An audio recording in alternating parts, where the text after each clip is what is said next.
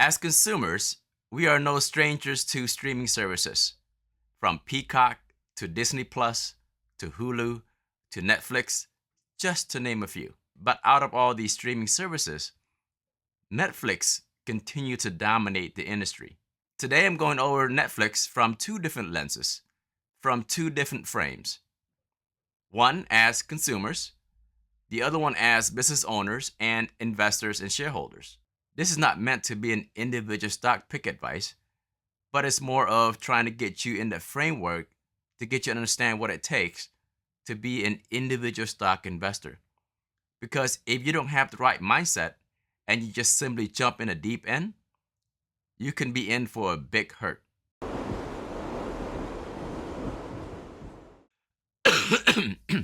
I'm not about to let this cold stop my streak from recording, editing, and uploading the same day. This is day 7. Netflix finished its Q4 2024 on a very high note. Let's take a look at their headline. Netflix is raising prices after reporting its biggest ever subscriber jump. They had 19 million new subscribers in the quarter of 2024, and that put them at 302 million subscribers globally. They contribute that growth to Mike Tyson and Jake Paul fight, as well as 2 NFL Christmas games that garner historical views for the games. Despite that growth, they plan on raising the non-advertised price from $15.49 to $17.99 and their ad price to $7.99, up by $1. And the highest tier, the premium tier, which includes the 4K streaming, they will raise it by $2 to $24.99 per month. And their reasoning to increase the price was, as we continue to invest in programming and deliver more value for our members, we will occasionally ask our members to pay a little more so that we can reinvest further to improve Netflix. And that's despite on the heel of revenue increase of 16%, exceeding $10 billion for the first time in its history, and operating income total to $2.3 billion. That's a 52% year increase. Of course, Netflix also announced a $15 billion stock buyback, and upon the news, its share price soared by 13%. What frame are you going to choose to be? Are you going to look at it from a consumer perspective, or are you going to look at it from a business investor perspective? If you are a consumer, you would be outraged, right? What happened to the customer loyalty? They just increased their membership not even long ago. Now they're going to increase it again, despite record subscription increase and despite record growth, record revenue. And you could be threatening to cancel subscription like some of these commenters. Instead of saying thanks to loyal new subscribers, they just yanked the price. The real wires of greed. That's from the customer reaction perspective. But are subscribers going to follow through what they say they're going to do? More often than not, we as consumers tend not to follow through what we say we're going to do. And when it comes to entertainment, when it comes to sport, that's our number one pastime. Now let's take a look at from an investor perspective. How is Netflix as a business? How is Netflix as investor, as the owner? Like I mentioned in my other video, all publicly owned companies have their investor relation website that you can go to, and you can see their quarterly earning and financial statement. Let's take a look at their letter to shareholder. You can look at what they did for the previous quarter, historical review mirror. And then you can look at, looking forward, what they plan to do with the business. And you can look at their quantitative analysis, which is facts, on their revenue, the operating income, their margin, the net income, their earnings per share, and their free cash flow. I'm not going to go over too much detail into the quantitative analysis. I just want to get your feet wet a little bit here. So Netflix as a business, their main goal is to increase revenue, is to increase subscriber count. And based on demands, based on consumer feedback, they know they still have more room to grow in terms of new subscribers, and they still have more room to have a price hike because despite increased their monthly subscription a couple years back, they still had record subscription subscriber growth. Netflix as a business, they have gone through multiple iterations of growth. When they first started, they were a mail-in DVD service. And then they moved into streaming service. And now they have gaming as well and live event. Based on the result that they get from the number of viewers for Jake Paul fight, 2 NFL Christmas games, and Beyonce's performance, they know that they have future potential growth to grow their business even more. Now let's take a look at some of their stats. Their revenue, if you look at quarter over quarter, in Q4 2023, their revenue was $8.8 billion. And in Q1 in 2024 was $9 billion. Q2 up to $9.5 billion. Q3 of 2024 up to $9.8 billion. And then previous quarter, Q4 2024, $10.2 billion. And they are forecasting to grow to $10.4 billion in 2025. The year-over-year growth is well over 12% every quarter. And last quarter was 16% growth. In 2025, they project to grow another 11%. The operating income also have grown as well. The operating margin is growing at a rapid rate, a healthy 22% last quarter, and projected to grow 28% in 2025. Their net income, not just the revenue, but what they get to keep, has also seen great improvement. And they project to have a forecast in 2025 of $2.4 billion in net income. And you also see earnings per share increase quarter over quarter. And in 2025, a forecast of $5.58 earnings per share. And you look at their global paid membership, year over year growth has also seen a double-digit growth. There are a whole lot more data points that investors need to look at, but just by skimming these high-level metric, that's a healthy business. A rear view mirror, if you have a company that grow 10 to 15%, that's super healthy. If you use the rule of 72 and the company grows 12%, that means they will double their business every 6 years. If you look at Netflix stocks, they're at an all-time high. That's because as an investor, seeing a 12 to 14% year-over-year growth is wonderful. You can read more into the financial statement. I'm not gonna go over too much of it, but if you look at a quick summary here, if you look at Netflix, how it performed compared to the S&P 500, since its IPO, initial public offering, the annualized growth is 35% growth. That's a growth company. Compared that to S&P 500, which is top 500 US company in one basket of fund, 15% annualized performance for a 5-year, 13% for 10-year, and since the IPO, since the start of S&P 500, was a 10% annualized growth, which is still good. That means your money double every 7.2 years, but not as great as Netflix. But if you're new to investing and you don't know what you're doing, and you simply buy Netflix because it's on its way up, you could be buying it at a peak, and when it drops, you could be selling it at a panic. This is why you should never buy into individual company until you get geeked out with these investor letters like this. Netflix, based on their current price of $982 per share and their earnings, their PE ratio is 49.41. That means out of every $1 of earning, investors are willing to pay $49 for it. That means the investors is optimistic that Netflix will continue to grow. And as far as the actual reality, who knows? No one can predict the future. They are trading as high as growth stock like Nvidia, 46 PE, even higher than Apple, 35 PE. And when you look at price per earning ratio, it's depending on the industry and depending on the type of company. Is it a growth company or is it a stale company, right? A non-growing company. If you look at Ford, an automotive industry, it's 11 PE. If you ask me, that's high. They're not growing anywhere. I'm not willing to pay that much. And GM, they're still made as well, right? They haven't really grown much in terms of stock evaluation. And their PE is 7.69. It seems low. If you don't know anything, you think that's cheap.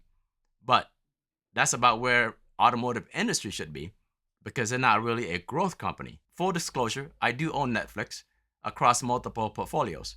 This is one of them. I want to show you this because if you buy it now where it's high because everyone is buying it because it's in the news and you want to jump on the bandwagon, what happened if it drops like it did over here, where it was $690 a share, and then it dropped all the way down as low as $174 a share? That's a 74% drop. If you panic sell instead of paper loss, now you're actually going to lose it. And then if you don't know what you're buying, how do you know when to buy back in? You don't. Buying individual stocks is a combination of qualitative analysis and quantitative analysis. Quantitative analysis is through financial statement, through facts, through historical performances, and discount cash flow and many future projection. Qualitative analysis is based on the quality of a company that the computer can't do. We as consumer can evaluate the quality of a company, looking at the total addressable market, looking at the consumer behaviors. Do we see them have the opportunity to grow, or do we see them at that peak already where they're going to be at the decline? Back in February 4th, 2021, I purchased $1,500 of Netflix stocks, which bought me a fractional share of 2.801979 shares of Netflix, with the price per share back then at $553.89. If you don't have the qualitative and the quantitative analysis down, and you only buy it based on your coworkers, your friends, your boss is buying it, then you could be in for a big hurt. Back when I purchased the stock, it was around $553 a share. And if I panic sell when it dropped after its peak, I would have lost 68%. That's over $1,000. But because I didn't sell, it's a paper loss of $1,000. And when it makes its way back up based on this effort to be regenerating growth again, now instead of having a paper loss of $1,000, it's gaining $1,200, 77%. But it took how many years? Back in 2021. Now it's 2025. 4 years to grow 77%. On the way there, I could have lost over 68% if I sold it. The moral of the story is, unlike many of the financial channels out there that tell you be an index investor, be dividend investor, be growth investor, I don't tell you which one is better, which one is good for you. I'm only giving you different options, different tools to put in your toolbox. At the end of the day, it's up to you to decide which tool is going to be better fit for you and your family. Index investing needs to be in a toolbox. Growth investing is one of the tools in a toolbox. Dividend investing is another tool. How much of those you use is depending on the job, depending on your goal, your ambition, and your current circumstance financially and professionally. If seeing these type of growth intrigue you and you want to put your toes into it, if you want to dab your toe into it, and you want to start looking into individual stocks, it can be a good growth opportunity for you. But if you don't like to listen to the quarterly earnings, you don't like to look at the financial statement, and you only follow what other people tell you what's good, what's not good, do yourself a favor and don't buy individual stocks. But if you are geeked out about how the company performed historically, looking at the rearview mirror, understand the consumer market, and have a good idea projecting where it's going to be, you can be right, you can be wrong, but it's still a good educated guess, then individual stock might be good for you. At least a small portion of it in the overall portfolio. Remember, don't buy it because everyone is buying it, and don't sell it because everyone is panic selling it. If you don't know what you're buying at the high and sell when everyone is selling, you are missing out on the growth. And if you don't know what you're buying, you don't know when to jump back on again. Despite what everyone is trying to tell you, no one can predict the future. The best that we can do as an investor is to take the different aspect of what make a good business and to look at consumer and human behaviors. Ultimately, a business is there to make money. And a business, no matter how good it is, it cannot make money if it doesn't satisfy consumers' needs. I can't tell you where Netflix is going to be, but here are some of the things that I do know.